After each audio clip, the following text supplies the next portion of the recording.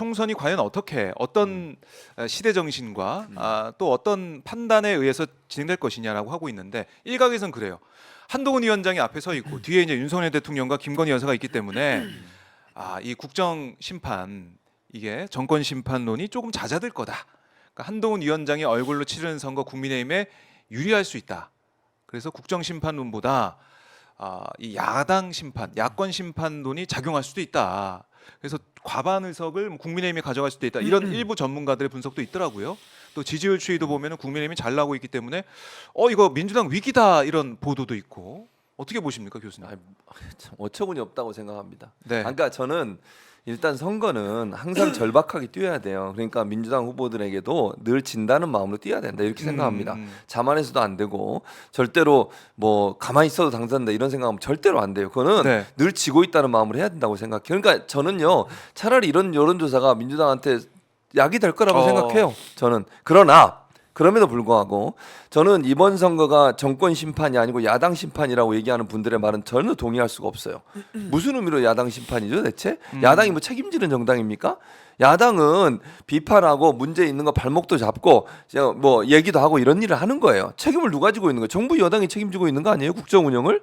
그리고 지금 윤석열 정부 들어서 2년 됐는데 2년 동안 했던 일들을 보세요. 제가 아까도 뭐 말씀드렸지만 여러 사건들을 봤을 때 다 실정이에요. 뭐 제대로 한 게 뭐 있어요 대체? 이 정부 들어가지고 국민들이 정말 잘했다 이렇게 하는 게 뭐가 있냐고 대체. 아니 모든 걸 국민들을 실망시키고 국민들에게 표현의 자유, 언론의 자유 억압하고 그런 일들이 계속 반복되고 있잖아요. 국민들은요 유일하게 심판할 수 있는 방법이 선거밖에 없어요. 국민들이 정권에 대해서 잘못하고 있다고 따끔하게 혼내줄 수 있는 방법이 선거 말고 뭐가 있는데 대체?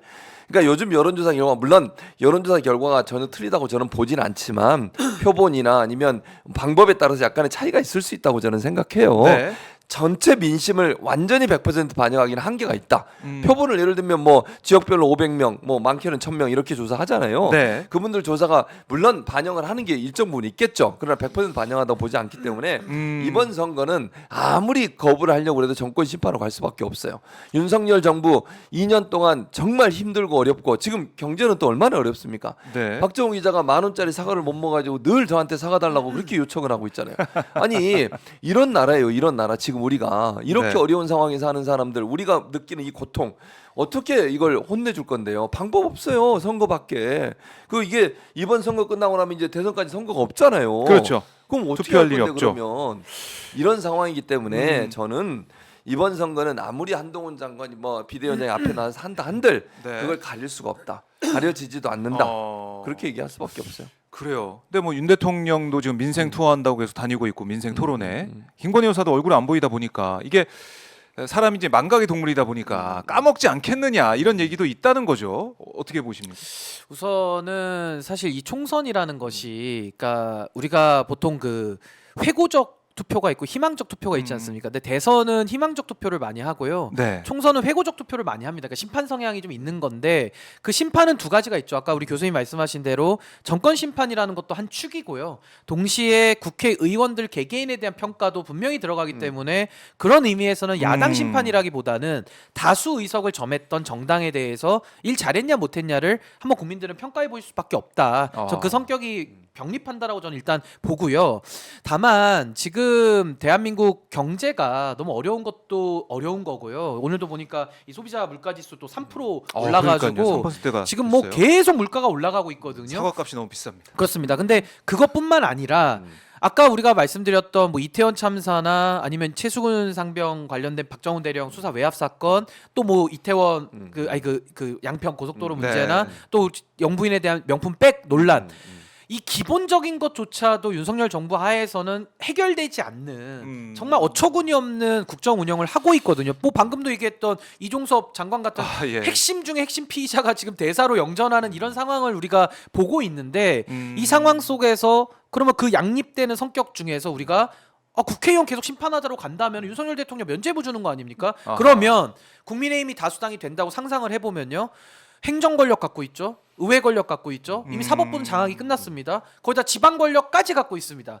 그러면 그러네요. 언론 권력까지도 지금 함께 이거 합세해가지고 5대 권력이 다 지금 이 집권당에 가 있는 건데 그러면 앞으로 얼마나 더 많은 이태원 참사 유가족들의 아픔을 더 많은 분들이 이게 맞이하게 될 것인지 내지는 최수근 상병의 그 억울함을 더 많은 사람들이 이 억울함을 더 당해야 되는 그런 네. 상황이거든요. 그래서 저는 야, 이 대한민국이 이렇게까지 권력이 쏠려서야 되겠는가? 전 국민들께서 좀 현명하게 네. 저는 판단을 해주시리라고 생각을 합니다. 알겠습니다. 자, 이 사안도 저희가 다뤄보고 싶은데요. 성일종 국민의힘 의원이 지난 3일에 서산 장학재단 장학금 전달식에 참석해서 축사했는데 그 내용 좀 설명을 드릴게요. 축사하던 도중에 일본 청년 5명의 얘기를 꺼냈습니다. 이 5명이 영국 유학을 다녀오겠다. 그러니까 나라에 장학금을 신청했는데 나라에서는 장학금이 없다는 거예요. 줄 수 없다. 그렇게 되니까 법적으로 안 된다고 하니까 재정국장이 금고문을 열어둔 채 나갔고 그 청년들이 금고 안에 있던 금괴를 가지고 영국으로 유학을 다녀왔다고 합니다. 그래서 그만큼 장학금이 중요하다 그 얘기를 하고 싶은 것 같은데 청년들이 영국 갔다 와서 일본에서 중요한 역할을 했고 그 청년들 중에 한 명이 이토 히로부미라는 거예요.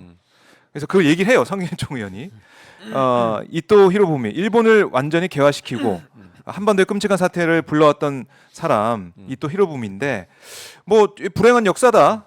우리에겐 불행한 역사지만 우리보다 먼저 인재를 키웠던 선례를 볼 수 있다라고 하면서 이토 히로부미를 콕 집어 언급하면서 이런 청년 이런 것들은 본받아야 되지 않겠느냐 이런 예를 든 거예요. 이게 지금 논란이 좀 되고 있는데 어떻게 들으셨어요? 이토 히로부미를 그러니까 제가 이렇게 얘기해 볼게요. 네. 장학금을 수여하는 자리고 장학금을 받으려고 온 젊은 학생들이 와 있는 거잖아요. 그 자리에서 예를 들 사람이 그렇게 없어 이토 히로부미를 예를 듭니까? 그리고 3일째 지난 지 이틀 만에 3월 3일이에요. 3월 3일. 아니 그렇죠.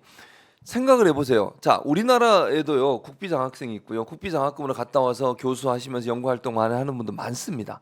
그런 분들 예를 들면 안 돼요? 아니 우리나라에도요 정말 장학금 받아가지고 열심히 공부해서 힘들고 어렵고 어려운 가정 환경에서도 외국 가서 유학해서 공부하고 돌아와서 성과 내는 분들 많아요. 그분들 예를 들면 안 되나요? 왜 이 또 히로부미죠?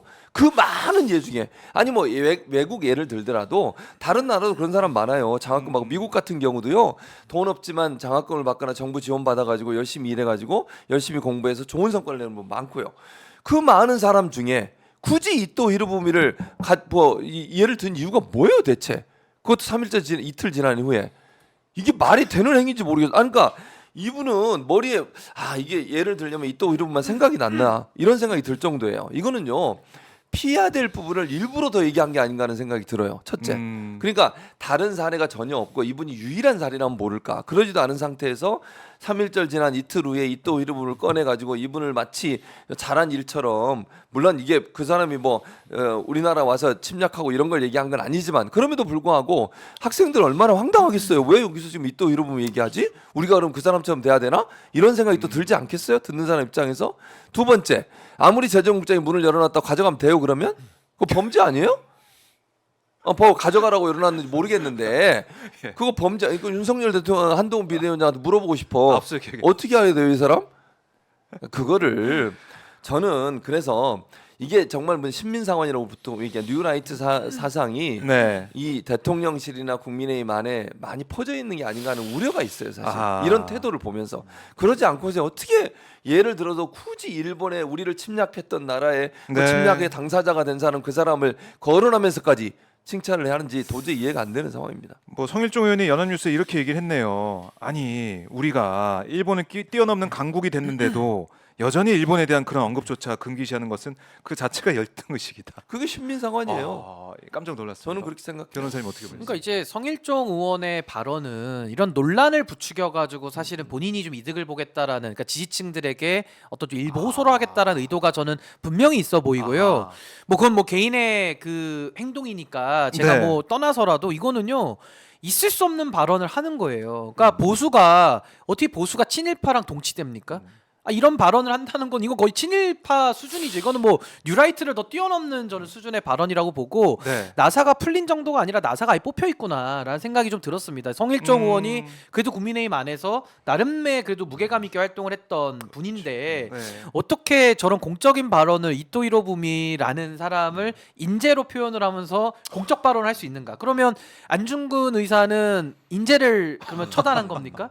그러니까 정말 보수라는 이 세력이 얼마나 지금 왜곡돼 있고 잘못돼 있는가 내지는 네. 그 성일종 의원의 개인적인 그런 욕심일 수도 있겠지만은 정말 이건 너무 형편이 없다. 이런 발언을 공적으로 한다라는 것은 결코 우리 사회가 용납할 수 없는 그 선을 넘은 발언이다. 저는 그렇게 생각합니다. 선을 넘었다. 그러니까 한동훈 위원장도 당직자 후보들한테 문자를 보냈더라고요. 예. 총선 앞두고 부적절한 발언이 나오지 않도록 더 주의해 줄 것을 요청드린다. 특히 후보나 예비 후보들은 우리 당의 얼굴이니까 잘못된 비유나 예시를 하지 않도록 각별히 주의하자. 뭐 사실은 성일종 의원을 향해서 경고를 그런 한 셈이 거죠. 됐는데. 네. 근데 이분이 했던 일이 네. 이거 말고도요. 그 뭐죠? 후쿠시마 오염수 방류 아, 대책위원회 무슨 아, 맞아요. 제일 네. 크게 얘기를 했던 분이죠. 그때. 그러니까 마치 일본의 입장을 대변하는 듯한 발언들을 하셨어요. 근데 반대로 지금 이분하고 경쟁하는 민주당 후보가 네. 있어요. 거기 예. 그 서산인가요? 거기가 아마 그러신 네, 것 네, 같은데 서산. 그분은 12일 동안 단식했어요. 후쿠시마 오염수 방류 반대하면서. 아. 그래서 12일 동안 단식하고 그리고 이제 그 문재인 대통령 전 대통령께서도 단식 좀 중단을 했는데 그분이 지금 경쟁하고 있거든요. 네. 국민의 올바른 선택 있으시길 근데 바라겠습니다. 국민의힘이 정상이라면요. 이런 성일종 의원 같은 분 이런 발언했잖아요. 당장 공천 취소해 버려야 돼요. 그게 공천 맞지. 취소하고 이런 사람은 거의 제명에 준하는 조치를 전 취해야 된다고 보고요. 네. 자꾸 일본을 극복했다 이 얘기하시는데요. 당연히 저도 일본에 열등감 없습니다. 훨씬 대한민국이 더 강해졌어요. 근데 네. 대한민국이 강해졌다라는 것이 그럼 과거를 다 없애버리자라는 건 그건 아니잖아요. 그러니까 과거에 대한 올바른 인식, 역사에 대한 올바른 인식 위에 우리가 지금 있는 것이고 앞으로도 대한민국 더 발전해야죠. 근데 그 발전이라는 것을 명분으로 내세워가지고 이런 왜곡되고 뒤틀린 역사 인식을 갖고 와서 참 일본 친화적인 발언을 대한민국 국민이 한다라는 것 자체가 이건 일본을 극복하자는 게 아니라 완전히 이거는 그 정말 역사를 뒤집는 그 발언을 서슴지 않고 하는 거거든요. 이거는 좀 방종 내지는 굉장히 네. 무책임한 발언. 특히 이런 공인이 할 수 있는 국회의원이 할 수 있는 발언에는 완전히 선을 저는 넘은 발언이다라고 저는 생각을 합니다. 참 한동훈 위원장도 근데 뭐 네. 이런 문자를 보냈지만 자신의 발언에 논란도 좀 있었죠. 스타벅스 늘 많지. 서민이 가는 아유, 데가 아니다 그분은 이런 얘기부터 발언하는 거 해서. 보면 참 격이 없어 품격이. 그래요. 최준문 교수님 짜증 나셨습니다 네. 지금 한동훈 위원장 너 얘기하니까. 발언할 때 들었죠. 네. 품격이라고는 찾아보기가 힘들어요 진짜. 그리고 약간 좀 민주당 얘기할 때는 눈빛이 또렷또렷해지고요. 이제 국민의힘 주제 나올 때는 살짝 동공이 흔들리면서 말을 아낍니다. 네, 약간 좀 선택적인 건 있어요. 네, 알겠습니다. 자, 품격 있는 방송. 예. 박봉규. 예. 오늘 두 번째 뭐 진행해봤는데 시간이 거듭될수록 더 재밌고 정말 더 유쾌한 시간이 될 것 같습니다. 네, 최주문 교수님 맨날 여기 앉아 사회만 보다가 이제 예, 얘기를 하니까 사회 보다가 그 말문이 막혀 있거든요. 근데 아. 이 시간만큼 말문이 좀 트이면서 즐겁게도 방송하시는 것 같고 신인기 변호사님도 말씀 너무 잘해주셔서 너무나 감사드리고요. 네. 박봉규 저희가 박봉기는 아마 이제 사라질 것 같고 그럼 왜 거기 사라지는 거야? 내 박봉기는 걸 자꾸 자르지 마세요. 왜 그러세요? 제가 휴가 갈 때는 기다리세요. 알겠습니다. 박봉규는 저희가 다음 주에도 다시 뵙도록 하겠습니다. 두 분 고생하셨습니다. 감사합니다. 네, 감사합니다. 고맙습니다. 감사합니다.